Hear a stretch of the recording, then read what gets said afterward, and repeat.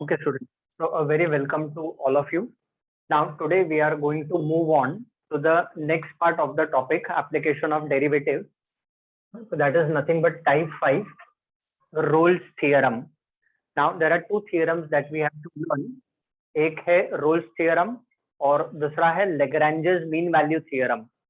So, first we will be learning about the Rolle's theorem and then we will be learning about the Lagrange's mean value theorem. Okay तो अब पहले roles theorem का statement देख लेते हैं. There is no proof in this. Okay even though it is a theorem, उसमें कुछ prove नहीं करना है हमें. Now see what does the statement says Rolle's theorem का. If y is equal to f of x is a real valued function of x such that the function f of x is defined on the closed interval a comma b, then condition number 1, the function f of x is continuous on the closed interval a comma b. Function is also differentiable on the open interval a comma b. And third condition है f of a का value should be same as f of b का value. Then there exists at least a point x is equal to c where c belongs to the open interval a comma b such that f dash of c का value is nothing but equal to 0. Now what does Rolle's suggested? If y is equal to f of x is a real valued function of x, मतलब वो जो function है उसके real values होने चाहिए such that जो function defined है that is defined on the closed interval a comma b. I will explain you the geometrical interpretation also, don't worry. First condition क्या है? एक तो फंक्शन कंटिन्यूअस होना चाहिए closed interval a comma b पे. तो we have done continuity in standard 11. Second condition क्या बोलता है? फंक्शन डिफरेंशिएबल होना चाहिए on the open interval a comma b and f of a और f ऑफ b का वैल्यू इक्वल होना चाहिए, दोनों का value should be equal. Then there exist, ये देयर एग्जिस्ट का सिंबल है. तो फिर देयर एग्जिस्ट एक ऐसा पॉइंट एग्जिस्ट करेगा x is equal to c, मतलब c जो पॉइंट है मतलब वो x का वैल्यू है, where that value belongs to the open interval a comma b in such a way that f dash of c is equal to 0. Now Rolle's theorem was a mathematician, तो Rolle's theorem का जो geometrical interpretation है, तो let us understand the geometrical interpretation of the Rolle's theorem. So just let me explain, फिर आप लिख लेना. Okay. Now see over here students, I will draw the graph and explain it to you. अभी आप देखो एक graph में draw करता हूँ यहाँ पे. I am drawing the coordinate axis. ठीक है, x axis, this is our origin O and this is our y axis. Now what will we do? Y is equal to f of x is a real valued function of x. तो अभी एक function का मैं एक rough graph draw करूंगा, तो please do have a look over here. Now suppose if this is a graph drawn for some function y is equal to fx का ये ग्राफ है students. Now what it says, it's a real valued function of x such that the function is defined on the closed interval a comma b. तो सबसे पहले function continuous होना चाहिए closed interval a comma b पे, मतलब उसका जो graph है that graph should be smooth, उसमें कोई ब्रेक नहीं होना चाहिए. Function is continuous. Recollect, we have done continuity in standard 11. Now what we do is, I take a point, just observe over here. I take a point over here. This point is x is equal to a. This point I am taking over here, and this point I am taking, that is nothing but x is equal to b. ठीक है, तो what will happen students, ये जो x के values है ये हम f of x में डालेंगे. तो when I put x is equal to a over here, तो इसका x coordinate, ये जो point है ना, इसका x coordinate will be a, and this x is equal to a, I will substitute it over here, so this is going to become f of a. तो इसका जो y coordinate है, y is nothing but equal to f of a हो जाएगा. तो ये जो point है इसके क्या coordinates है, a comma f of a. Similarly, I have selected a point b over here. So when I put x, ये x का वैल्यू है, तो इस पॉइंट का जो x कोऑर्डिनेट है वो b है. Now if I put x is equal to b over here, I will get y is equal to f of b, मतलब उस पॉइंट का जो y कोऑर्डिनेट है that is nothing but f of b है. Now, what does Rolls said कि function should be continuous on the closed interval a comma b. एक तो function continuous होना चाहिए closed interval a comma b पे. Function should be differentiable on the open interval a comma b. मतलब function should be differentiable means we should be able to draw the tangents. Function differentiable है means we should be able to draw the tangents at the points. That is what the meaning of differentiable is. ठीक है. और f of a और f of b का value same होना चाहिए. तो देखो यहाँ पे f of a और f of b का जो वैल्यू है that should be same. तो ये f of a है and this is f of b. ये दोनों वैल्यूज सेम होने चाहिए. फिर उसके बाद what it says then there exists at least एक पॉइंट ऐसा है जो एग्जिस्ट करता है a और b के बीच में such that f dash of c is equal to 0. तो अभी आप मान के चलो there is one point over here. Okay, just let me draw first. There is one point over here x is equal to c. ये point है x is equal to c such that f dash of c is equal to 0. Now recollect students, we have already done. अगर कोई curve है, if there is a curve and if I am drawing the tangent, तो y is equal to f of x. अगर कोई curve है तो उसका slope of the tangent कैसे मिलता है? तो I just find out dy by dx which is nothing but equal to f dash of x. तो dy by dx क्या होता है? dy by dx is nothing but the slope of the tangent. ठीक है ना? तो what will happen? I will get when f dash of c is equal to 0, मेरे को एक ऐसा टेंजेंट लाइन मिलेगा यहाँ पर at this point. ये पॉइंट है x is equal to c वाला. At this point, I will get such that over here f dash of c is equal to 0. Now f dash of c is equal to 0 means what? Slope of the line is 0. Slope of the tangent line is 0. Slope of the tangent line 0 hai means students the line is parallel to x axis. I will write down for your reference. Slope of tangent line is 0 means the tangent line is parallel to x axis. वो x axis को parallel है. तो ऐसा at least एक point, कम से कम एक पॉइंट ऐसा तो हमें मिले कि जहां पे f dash of c का वैल्यू 0 हो जाए. मतलब वो जो टेंजेंट का स्लोप है that becomes equal to 0 at least for one value of c. That is what Rolle's theorem said. Am I clear with this explanation everyone? Okay, so please make a note of this. Now this is geometrical interpretation. ये जो मैं आपको समझा रहा हूँ ना, this is called as geometrical interpretation. तो यहाँ तक तो रोल्स थ्योरम है. After this, what I have written, this is geometrical interpretation. ऐसा लिख लो आप.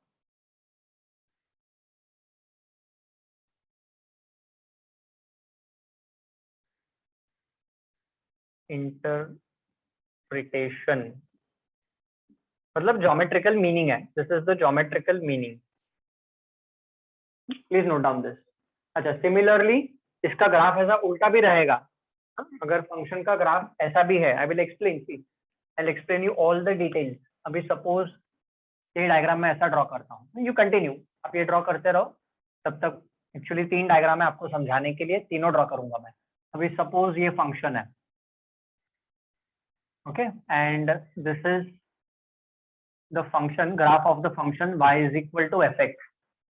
ठीक है. Now there is some point x is equal to a over here. This is the point x is equal to a. This is the point x is equal to b. तो ये जो point यहाँ पे मिलेगा हमें, this will be a comma f of a. और यहाँ पे जो पॉइंट मिलेगा students, that will be nothing but b comma f of b. अब रोल्स क्या बोलता है कि function should be continuous, function should be differentiable. मतलब हम इस पे टेंजेंट ड्रॉ कर सकते हैं, यहाँ पे टेंजेंट हो सकता है, यहाँ पे टेंजेंट ड्रॉ हो सकता है, यहाँ पे टेंजेंट ड्रॉ हो सकता है. तो at every point we can draw a tangent. ठीक है ना. तो टेंजेंट ड्रॉ हो सकता है but it is between A and B. हाँ, ए और बी के उस इंटरवल के बीच में टेंजेंट ड्रॉ होगा, ठीक है। देन व्हाट विल हैपन, तो चलो डिफरेंशिएबल होगा, एफ ऑफ ए और एफ ऑफ बी का वैल्यू है, this value should be equal, ये सारे कंडीशंस है जो सेटिस्फाई करने चाहिए उसमें, ठीक है। And at the same time हमें ऐसा कोई पॉइंट मिलना चाहिए, there should exist at least one point x is equal to c, यहाँ पे एक पॉइंट मिलेगा, ये पॉइंट है x is equal to c, ये वाला।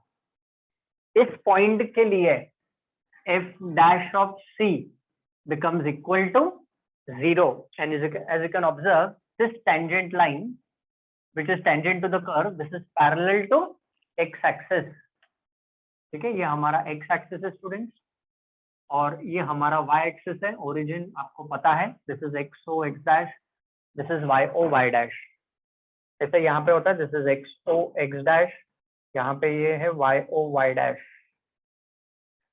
So this is the geometrical interpretation, or you can say geometrical meaning.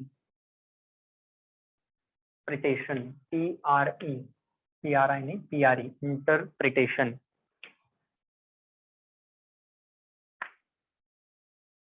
ठीक है। Now observe, अभी उसने क्या बोला है, there exists at least a point, at least मतलब कम से कम एक पॉइंट तो ऐसा होना चाहिए जहां पे f डैश ऑफ c 0 बन रहा है। तो अभी आप अगर दोनों डायग्राम में देखोगे तो ऐसा एक ही पॉइंट मिलेगा in this two diagrams, if you observe ऐसा एक ही पॉइंट मिलेगा जहां पे f डैश ऑफ c 0 बनेगा। अब बाकी कोई दूसरा पॉइंट ले लो, वहां पे f dash of c, that line will not be parallel to x axis, ऐसे दो लाइंस नहीं मिलेंगे आपको इन दिस डायग्राम। तो फिर ऐसा क्यों बोला, there exist at least a point, कम से कम एक पॉइंट, एक से ज्यादा पॉइंट मिलेंगे कैसे? अब जरूर थोड़ी ग्राफ वैसा ही होगा, अब फंक्शन का ग्राफ ऐसा भी तो हो सकता है। थर्ड डायग्राम, फंक्शन का जो ग्राफ है वो ऐसा भी हो सकता है। Let us draw once again, ये है हमारा x o x dash and this is our y axis which is y o y dash, ठीक है। I am giving you time, साथ साथ में आप लिखते भी चलो, ड्रॉ भी करो। नाउ ये जो ग्राफ है इसको हम ऐसा कर सकते हैं, ऐसा ले लेते हैं इसको,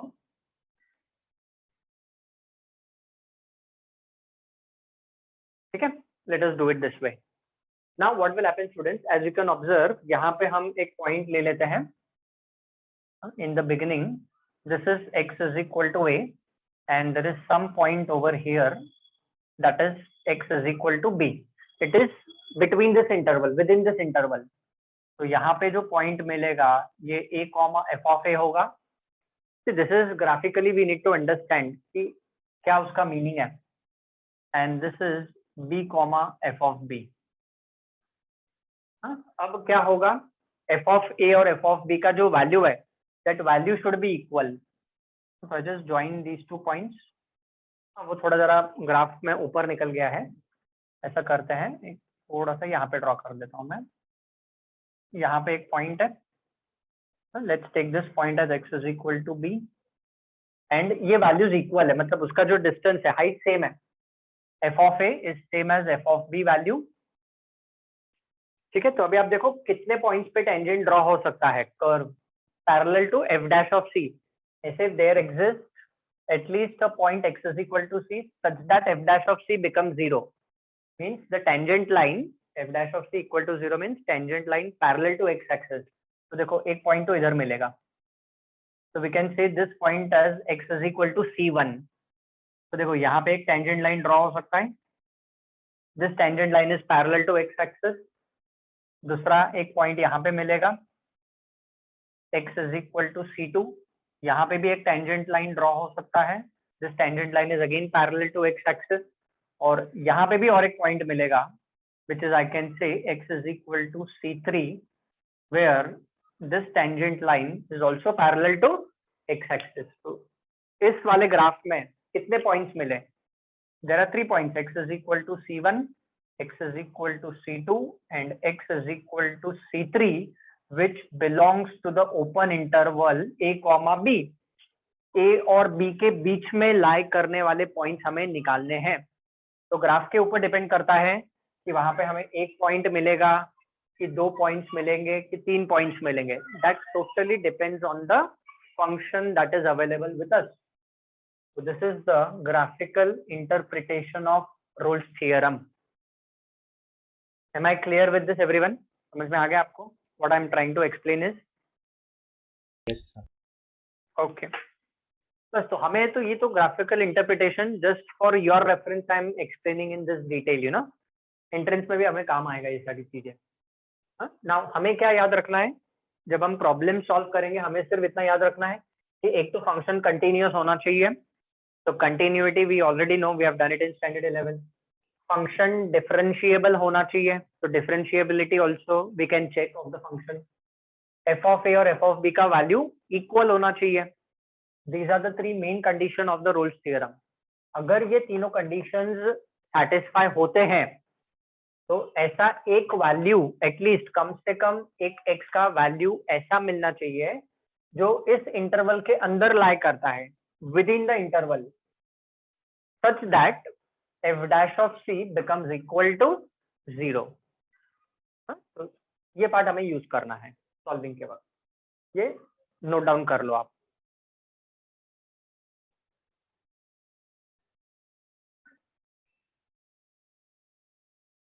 Okay students, so let us move on to the questions that are dependent on the Rolle's theorem. Check question number 1 says what?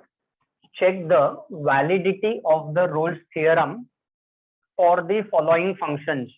मतलब Rolle's theorem इन functions के ऊपर valid है कि नहीं, अप्लाई कर सकते हैं कि नहीं, वो हमें चेक करना है. So basically these are the 3 conditions which we have to check whether they are getting satisfied or not. So chalo, let us begin with the solution of the first example. Write down solution for question 1 ka first example. Now let me tell you, each of this question is going to carry 2 marks. So let us do the first one. Write down the given function is, या ऐसा लिखो, given f of x is x square minus 4x plus 3, where x belongs to the closed interval 1, 3. X is closed interval में lie करता है, and this function is defined on this closed interval. And that is what it says. Fx is defined on the closed interval. अच्छा, अभी first condition क्या बोलता है students? कि सबसे पहले function should be continuous on the closed interval a comma b. Now recollect in 11th standard we have done all the polynomial functions are always continuous functions. तो देखो ये polynomial function है, so this polynomial function is always continuous within that interval, or you can say on the interval. तो लिखो condition number 1, the since ऐसा लिखो, since the given function, since the given function is a polynomial function. ऐसा reason नहीं है. Since the given function is a polynomial function, hence it is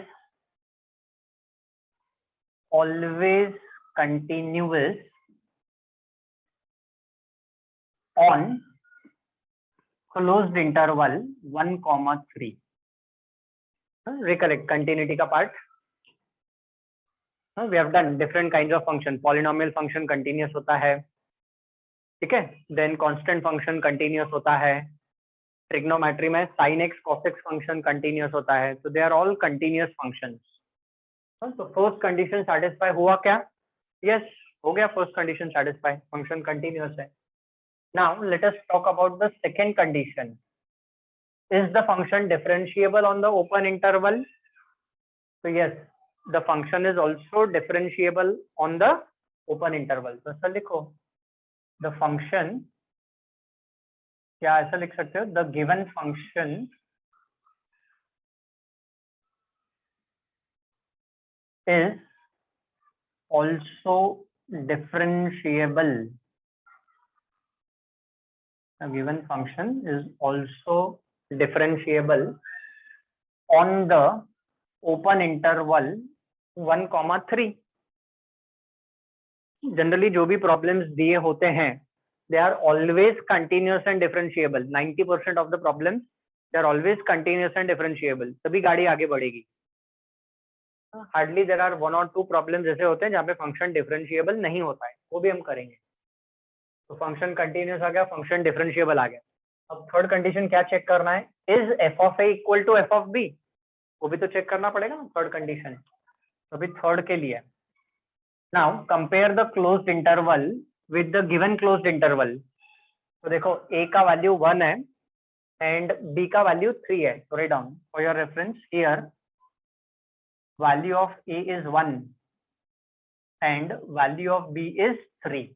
closed interval दिया है हमें.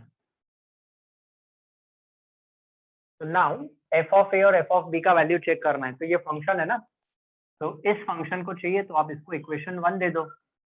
ए का वैल्यू हम पहले यहाँ पे डालेंगे. तो therefore f of a is equal to f of 1 है ना. तो यहाँ पे 1 डाल दो आप. तो 1 + 3 4, 4 - 4 0. एफ ऑफ ए का वैल्यू 0 आ गया. एंड एफ ऑफ बी का भी वैल्यू फाइंड कर लेते. तो f of b which is nothing but equal to f of 3. So 9 + 3 12, 12 - 12, this is also 0. So f of a is also equal to f of b. So लिख लो therefore f of a is also equal to f of b. तीनों condition satisfy हो गए. Write down till here first of all.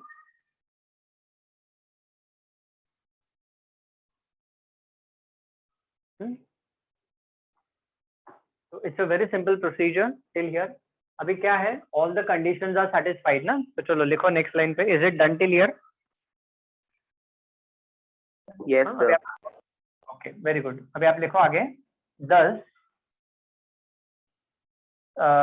the function, ऐसा लिखो एक minute. Thus the given function, thus the given function satisfies all the conditions. Thus the given function satisfies all the conditions. किसके? Of Rolle's theorem. Rolle's theorem के सारे condition वो satisfy कर रहा है. That is what we have written. Hence Rolle's theorem is applicable. उसने क्या पूछा है, वैलिड है क्या? हाँ, तो एप्लीकेबल है. एप्लीकेबल है तो यस वैलिड है. बट लिख लेते हैं hence the Rolle's theorem is applicable. Hence the Rolle's theorem is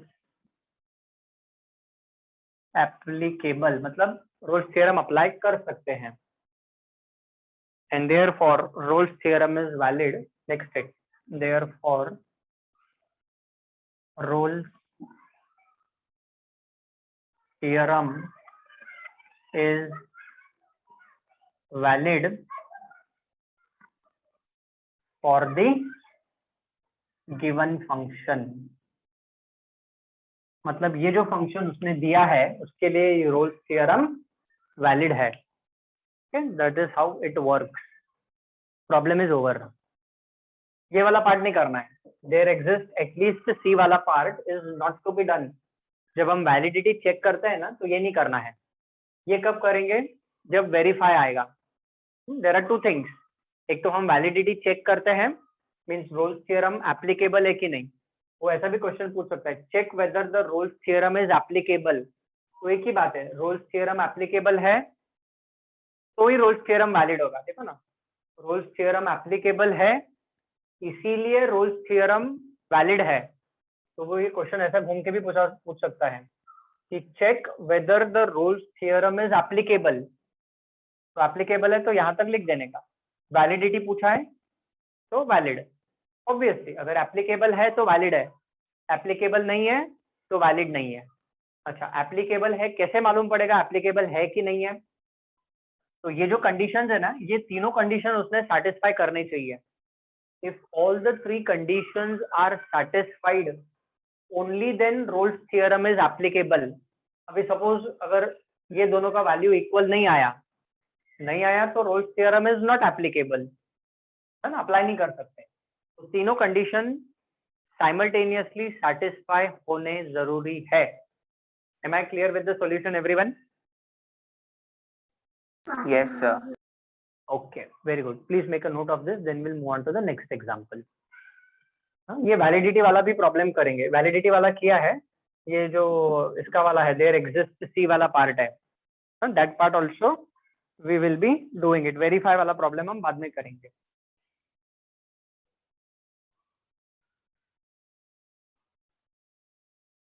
Now let's move on to the second example, students. So question 1 का second example. What is the given function now, students? So the given function is nothing but sin x minus cos x plus 3. इसका जो format है वो same है. x belongs to what is that closed interval? So it is 0, 2 pi. इस function को आप equation 1 दे दो. Now recollect, students, in standard 11th we have done algebra of continuous functions. देखो, साइन फंक्शन कंटिन्यूस होता है, cos function का भी graph continuous होता है, एंड कांस्टेंट फंक्शन का भी ग्राफ कंटिन्यूस होता है. तो तीनों कंटिन्यूस फंक्शन को कंबाइन करके एक फंक्शन मिला है. तो algebra of continuous function says that this function is continuous in the interval, closed interval 0, 2 pi. है ना. तो फर्स्ट हम क्या लिखेंगे, पोस्ट कंडीशन. ठीक है. तो write down by algebra of continuous function. ऐसा लिखो आप, bye algebra of continuous functions, the given function is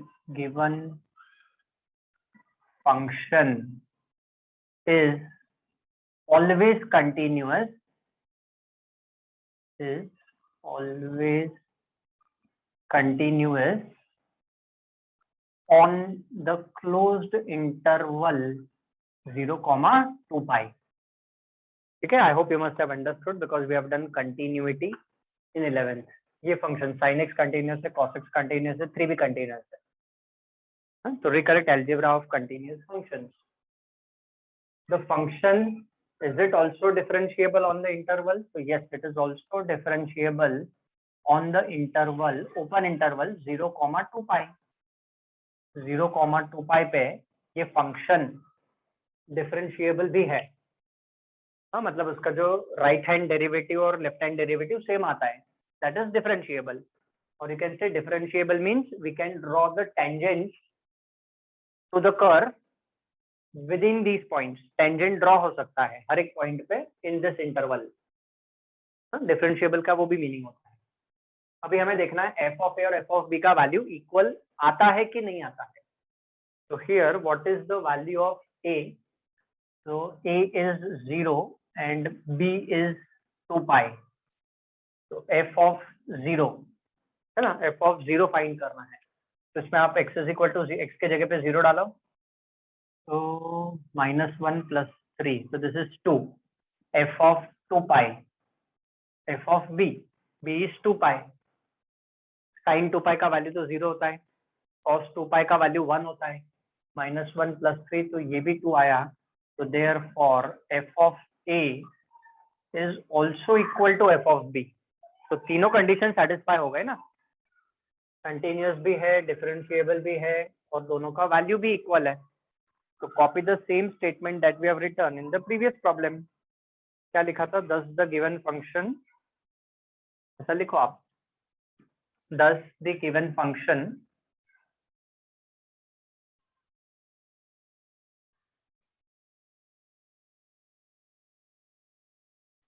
satisfies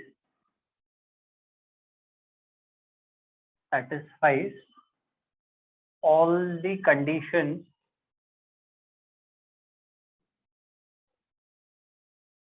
of Rolle's theorem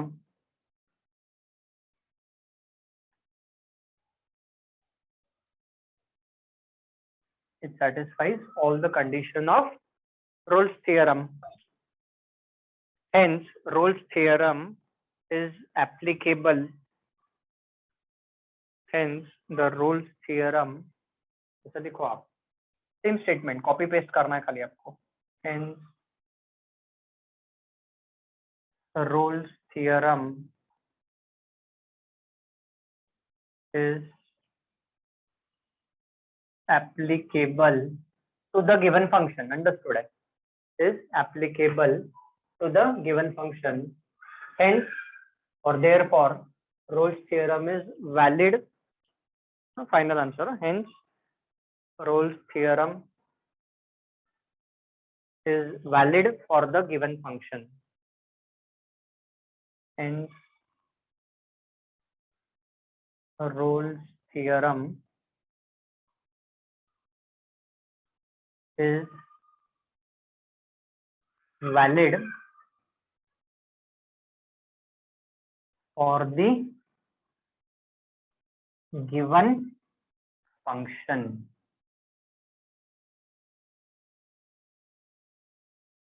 ठीक है, that's it, problem is over. तो जनरली आप जितने भी प्रॉब्लम्स दिए जाते हैं हमें एग्जाम में, स्पेशली एग्जाम में वही वाले प्रॉब्लम्स आते हैं जिसमें वो वैलिड जनरली रहता है. नॉट वैलिड वाले वो प्रॉब्लम्स पूछता नहीं है, they do not ask generally. हाँ, बट कभी कभी ऐसा हो सकता है कि शायद से फंक्शन कंटिन्यूअस हो, डिफरेंशिएबल हो, पर दोनों का वैल्यू इक्वल ना हो. इट माइट हैपन, हो सकता है. तो then the what you will write down, अगर सपोज दोनों के वैल्यूज इक्वल नहीं आए बाय चांस किसी प्रॉब्लम में, तो आप क्या लिखोगे? Since the third condition of the Rolle's theorem is does not hold true, therefore Rolle's theorem is not applicable, hence the Rolle's theorem is not valid. ऐसा लिखोगे. अगर फंक्शन डिफरेंशिएबल ही नहीं आया, हाँ, जैसे नेक्स्ट एग्जांपल जो है, अगर आप देखोगे तो दो अलग अलग इंटरवल दिए हैं, तो यहाँ पे हमें फंक्शन का कंटिन्यूटी भी चेक करना पड़ेगा, and here we have to check the differentiability also, because the function is defined on the separate intervals. जैसे यहाँ पे तो कंटिन्यूटी डिफरेंशिएबिलिटी हमें डायरेक्टली मिल रहा था, बट यहाँ पे डायरेक्टली नहीं मिलेगा. कंटिन्यूटी एंड डिफरेंशिएबिलिटी हमें चेक करना पड़ेगा. Okay, so let's move on to the third example now after the second one, but before that please note down the solution for the second one. So students, let us move on to the third example. Now see, in the third example students, ये जो x square वाला polynomial function, it is defined on this interval, and this function is defined on this interval. Now just let me check with the question. Less than equal to दो जगह पे नहीं आएगा, दो जगह पे दिया है जरूर, पर वो दो जगह पे less than equal to नहीं आएगा. There is something wrong in this. Wait. Never mind. Abhi students, in the textbook also it is given at both the places less than or equal to. So वैसे हम solve कर दें. अच्छा, now recollect, this polynomial function is defined in this interval, and this polynomial function is defined in this interval. Now, as you can observe, this polynomial function is always continuous for all the values of x in the interval. हाँ, वो closed interval है ना, defined on the closed interval है, इसलिए दोनों जगह पे उसने equal दिया है. That is the reason. Otherwise continuity में आपको पता है एक जगह पे लेस देन इक्वल टू और एक जगह पे सिर्फ स्ट्रिक्टली लेस देन का साइन होता है. ठीक है, now we have to check the continuity of this continuity. तो x इज इक्वल टू 2 पे कंटिन्यूअस है क्या, वो चेक करना है. 0 to 2 के बीच में ये फंक्शन कंटिन्यूअस है, एंड 2 to 6 के बीच में ये फंक्शन कंटिन्यूअस है. The domain is what?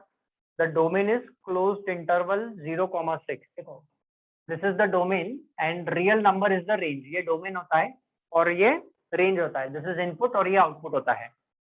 Okay, तो राइट डाउन.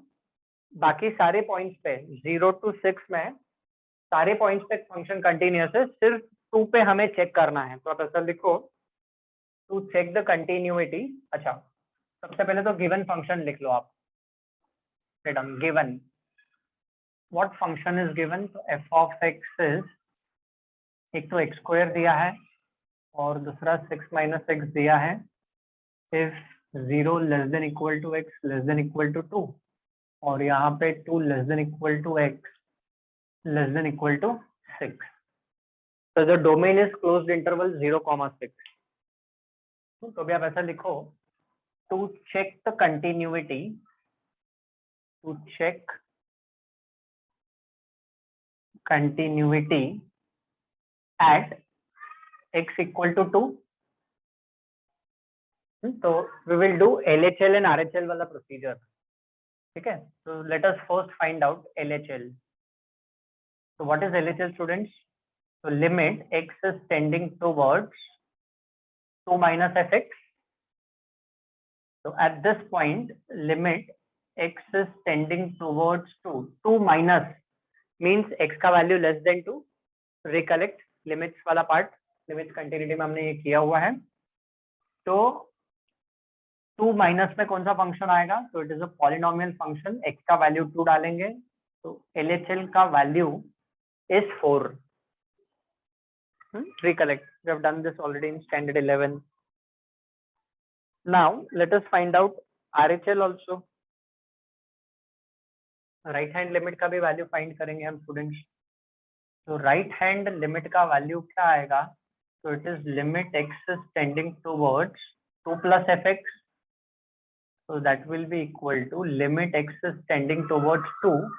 2 plus में ये वाला फंक्शन आएगा and this is nothing but again equal to 4. And at f of 2 is also equal to 4. अब दो जगह पे इक्वल टू है तो कोई भी आप फंक्शन ले लो, f of 2 का भी वैल्यू 4 है, you can number this as 3. ठीक है. अब क्योंकि फंक्शन क्लोज्ड इंटरवल में डिफाइंड है इसलिए दोनों जगह पे क्लोज्ड इंटरवल इंक्लूड किया है उसने. दो फंक्शंस है ना अलग अलग, तो यहाँ पे भी क्लोज्ड इंटरवल, यहाँ पे भी closed interval. Now from 1, 2 and 3 they are all equal ना, तो function is continuous at x is equal to 2. तो लिखो आप नेक्स्ट लाइन पे, what will write down? The given function, the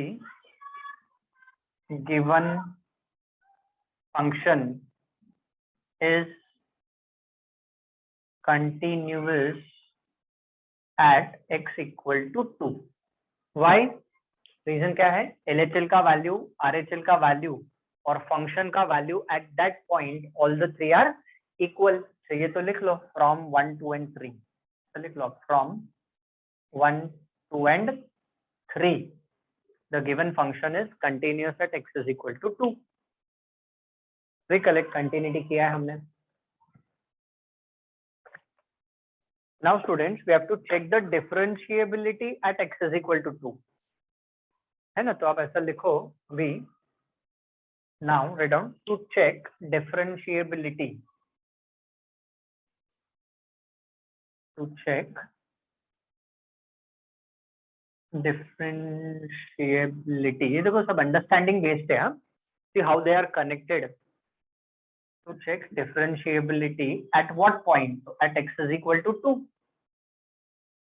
तो हमें दो चीजें करनी है, एक तो लेफ्ट हैंड डेरिवेटिव और राइट हैंड डेरिवेटिव फाइंड करना है. ओके, तो पहले कोई भी फाइंड कर लो, राइट हैंड डेरिवेटिव या लेफ्ट हैंड डेरिवेटिव, उससे आंसर पे कोई फर्क नहीं पड़ेगा. तो क्योंकि पहले लेफ्ट हैंड लिमिट फाइंड किया था तो पहले हम लेफ्ट हैंड डेरिवेटिव फाइंड कर लेते हैं. तो short form for that is LHD, left hand derivative. तो व्हाट विल हैपन एट 2 ना, तो लिखो limit x is tending towards 2 minus, ऐसा लिखो x is f dash of. अच्छा अभी आप क्या करो, सॉरी लिमिट नहीं, हमें डिफरेंशिएबिलिटी चेक करना है ना. 1 second, limit is already over, now we are checking the differentiability. Sorry 1 second. तो डिफरेंशिएबिलिटी के लिए क्या आएगा स्टूडेंट? लेफ्ट हैंड डेरिवेटिव में आप ऐसा लिखो f dash of 2 minus, by mistake वो मैंने लिमिट लिख दिया था, आप ये लिखो f dash of 2 minus is equal to limit h is tending towards 0 f of 2 plus h minus f of 2 upon h. अब देखो लेफ्ट हैंड डेरिवेटिव का डेफिनेशन क्या होता है, देखो मैं लिख देता हूँ आपके रेफरेंस के लिए। F dash of a minus is equal to limit h is tending towards 0 f of a plus h minus f of a upon h होता है। This is definition of left hand derivative. ये but a के जगह पे 2 है हमारे पास, देखो ए के जगह पे 2 डाल दिया, ए के जगह पे 2 डाल दिया, ए के जगह पे 2 डाल दिया हमने, ठीक है। Now we want to find out f of 2 plus h and f of 2, ठीक है। तो now you observe students, 2 minus, तो हमें पता है जब 2 माइनस होता है means at that time x is lesser than 2। तो students when x is lesser than 2 तो कौन सा फंक्शन आएगा, एक्स स्क्वायर वाला। जब x का वैल्यू 2 से छोटा है, when x is less than 2, then what is fx? तो fx is nothing but equal to x square। ये फंक्शन सिलेक्ट हो जाएगा, ठीक है। तो डालो x के जगह पे substitute 2 plus H, so write down therefore LHD, so the left hand derivative, that is f dash of 2 minus, will be equal to what, limit h is tending towards 0, this will become 2 plus h the whole square minus f of 2, that is 2 square divided by h। now expand the numerator, simplify करो आप, so this will further equal what, limit h is tending towards 0। जब आप expand करोगे तो 2 square is 4, this 2 square is also 4, तो plus 4 minus 4 cancel हो जाएगा। तो न्यूमरेटर में what will be left out, 4h plus h square divided by h, this will be left out। अब थोड़ा डायरेक्टली लिख रहा हूं मैं, a plus b the whole square का फॉर्मूला आप अप्लाई करो और सिंप्लीफाई करोगे तो you will be left out with this, इतना तो हमें आता है। now h can be taken common in the numerator, see we are solving for limit basically। तो f dash of 2 minus का वैल्यू क्या है, so it is limit h is tending towards 0, h taken common, so it is 4 plus h divided by h। तो ये क्या है, ये हम फाइंड कर रहे हैं लेफ्ट हैंड डेरिवेटिव। अब क्योंकि मेरे को ये कंडीशन रब नहीं करनी है इसलिए मैं यहीं पे लिख रहा हूँ, using this is half of the board. अब ये h इसके साथ कैंसिल हो जाएगा, डालो h का वैल्यू 0, तो लेफ्ट हैंड डेरिवेटिव का वैल्यू 4 आया है ना। तो इसको 1 2 3 हो गया, इसको आप दे दो equation number 4, left hand derivative. Now similarly we will find out right hand derivative, but अभी मेरे को ये वाला पार्ट रब करना पड़ेगा। देखो फंक्शन कंटिन्यूअस आया, अब फंक्शन डिफरेंशिएबल है कि नहीं वो हम चेक कर रहे हैं, ठीक है। तो I just rub this off. चलो let us find out now the right hand derivative, RHD find करते हैं। LHD हो गया, अगर RHD LHD दोनों इक्वल आए तो फंक्शन डिफरेंशिएबल भी है, मतलब होगा। अब वो देखना पड़ेगा है कि नहीं वो नहीं पता अपने को, तो कर रहे हैं हम, है ना। तो now let us solve for RHD। तो RHD में क्या आएगा, f dash of 2 plus, so that is nothing but equal to limit h is tending towards 0, f of 2 plus h minus f of 2 upon h।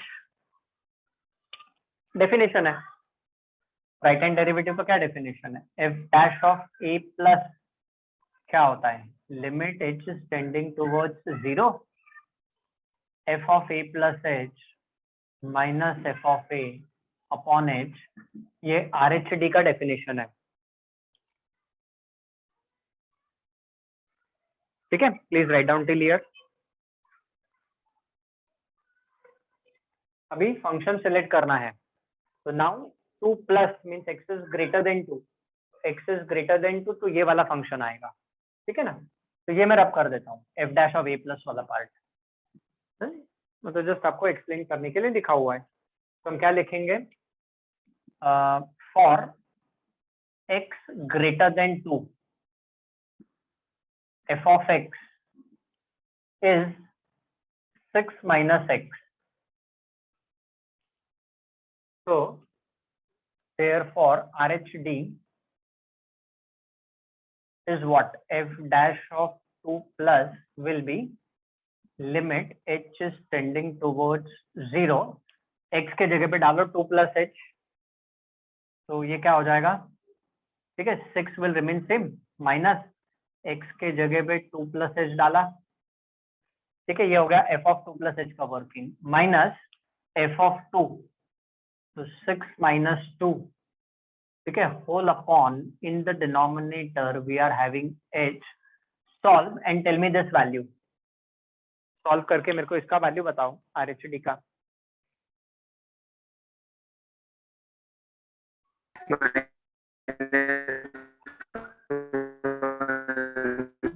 Kind listen, put it in chat box. Your voice is cracking, put it in chat box.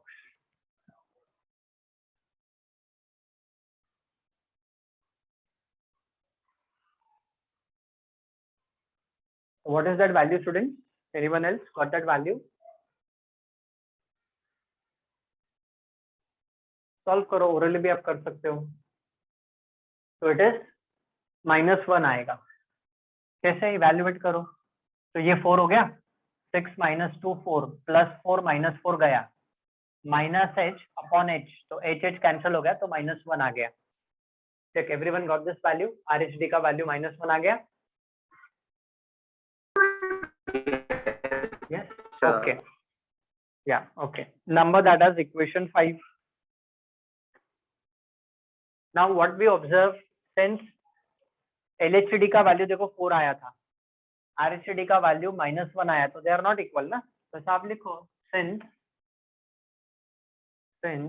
LHD means left hand derivative is not equal to right hand derivative, hence the given function, hence the given function is not differentiable, is not differentiable at what point, so at x is equal to 2. हाँ, तो differentiability हमने check कर लिया, तो वो जो function है वो डिफरेंशिएबल नहीं है, it is not differentiable at what point, x is equal to 2 पे वो डिफरेंशिएबल नहीं है। हाँ, तो हमने चेक किया LHD RHD इक्वल नहीं आए, प्रीवियस एग्जांपल्स में वो दे कम इक्वल, जनरली इक्वल आते हैं, बट वो फंक्शन ही ऐसा डिफाइंड है कि आपको दिख रहा है या तो कंटिन्यूअस आएगा नहीं या डिफरेंशिएबिलिटी आएगा नहीं उस पे। Okay, so just rub this half.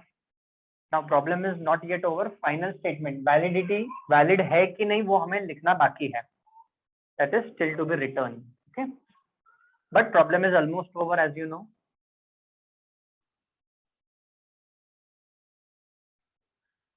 ठीक है, तो write down, तो क्या होगा, given function condition satisfy नहीं कर रहा है, तो write down, since the given function does not satisfies the condition of Rolle's theorem, ऐसा लिखो, since the given function does not satisfies the condition of Rolle's theorem. On the next line write down, hence Rolle's theorem is not applicable to the given function, hence Rolle's theorem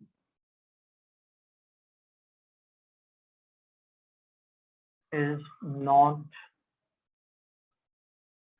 applicable to the given function and therefore it is not valid, hence Rolle's theorem is not valid for the following function.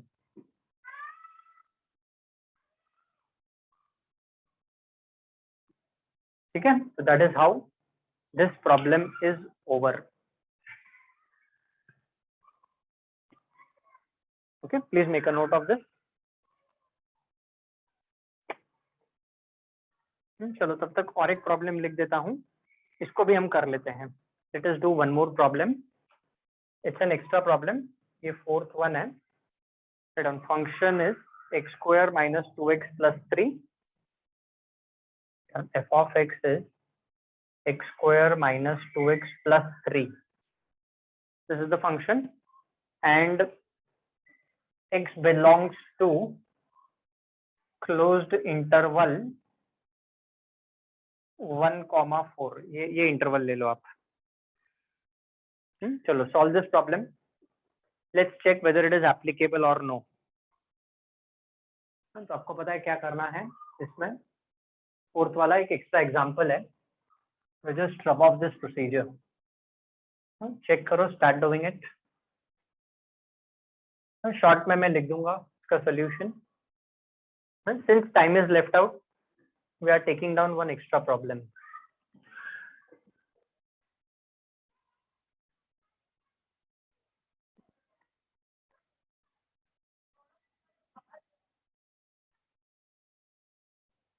चलो it is same like जैसे हमने ये दो problems किए ना, ये easily हो जाएगा.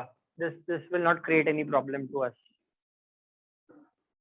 तो फर्स्ट का फोर्थ वन एक एक्स्ट्रा प्रॉब्लम ले लिया हमने. So let us quickly consider the given function. So the given function is x square minus 2x plus 3, where x belongs to the closed interval 1,4. Okay, now tell me, is this function continuous in the interval? Function continuous है क्या? Yes, sir. Yes, sir. Yes, correct. Very good. So लिखो, since the given function is polynomial, since given function is polynomial, ऐसा भी लिख सकते हैं, दोनों को कंबाइन करके चलो लिख के बताता हूं मैं आपको. ऐसा भी लिख सकते हैं, since the given function is polynomial, it is continuous on, ऐसा लिखो, it is continuous on closed interval 1,4 and differentiable on, ऐसा भी कर सकते हैं हम. Differentiable on open interval 1,4. एक एक कंडीशन अलग से लिखने की जरूरत नहीं है. You may not go separate. एक ही स्टेटमेंट में दोनों लिख सकते हो, अलाउड है. ये हो गया. कंटिन्यूटी भी चेक हो गया, डिफरेंशिएबिलिटी भी चेक हो गया. Now let us check f of a equal to f of b आता है क्या? So here a equals 1 and b equals 4. तो चलो f of a का वैल्यू फाइंड करो. 2. Okay, very good. f of b का भी वैल्यू फाइंड करो और देखो दोनों इक्वल आते हैं क्या. हाँ, f of a का वैल्यू ओके नॉट इक्वल ना. तो देखो एक का एक वैल्यू 2 आ रहा है और दूसरा वैल्यू 11 आ रहा है, तो दोनों वैल्यूज इक्वल नहीं आए ना. तो क्या करेंगे, तो लिखो here we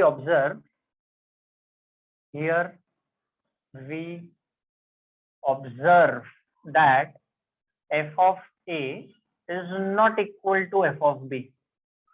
So the given function does not satisfy the condition. ये स्टेटमेंट तो ये सेम ही है, ये पता है ना, ये लास्ट पार्ट ये सेम रहेगा. देखो कंटिन्यूअस आया, डिफरेंशिएबल आया, पर ये दोनों वैल्यूज इक्वल भी आने चाहिए ना अगर वैलिड है तो. और इक्वल नहीं आए, कंपलसरी कुछ भी नहीं है. हो सकता है कि फंक्शन कंटिन्यूअस ही ना हो, फंक्शन डिफरेंशिएबल नहीं है, वो तो हमने देख लिया. जनरली कंटिन्यूअस नहीं होता, ऐसा हो नहीं सकता, क्योंकि पहले स्टेप में फिर प्रॉब्लम खत्म हो जाएगा. फंक्शन इज नॉट कंटिन्यूअस, तो वहीं पे खत्म हो जाएगा. Just you can write down, you know. तो जनरली ऐसे नॉट वाले जो प्रॉब्लम है ना, इज नॉट एप्लीकेबल. एग्जाम में ऐसे प्रॉब्लम्स जनरली नहीं आते हैं, दे अवॉइड. बट हाँ, टेक्स्ट बुक में ऐसे प्रॉब्लम्स होते हैं. तो जस्ट एंड अप, ये आपका फाइनल स्टेटमेंट है. So we have today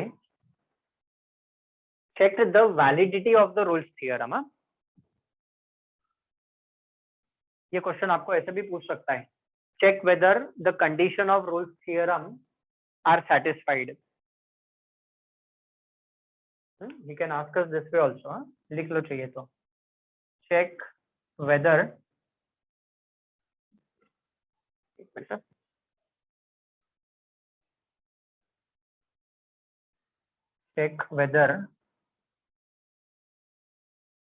condition of Rolle's theorem are satisfied.